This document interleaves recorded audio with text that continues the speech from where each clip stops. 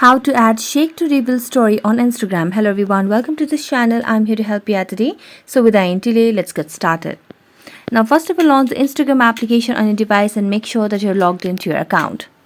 As you're logged into your account, simply let's first log into your account and make sure you have stable Wi-Fi connection on your device. And if you do not have a stable Wi-Fi connection, you can switch to your cellular data as well. Now what you simply need to do over here is tap on the Your Story option at the top left corner of the screen.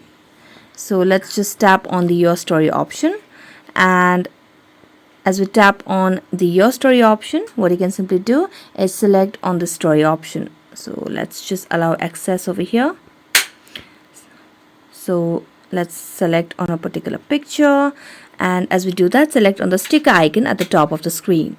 Here you can simply see the different options. So what you need to do over here is tap on the option that pops up. So you can simply see different options. So let's tap on the frames option.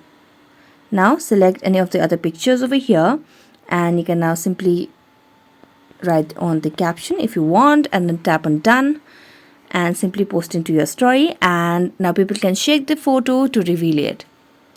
So that's it. Thank you so much for watching this video. See you next time.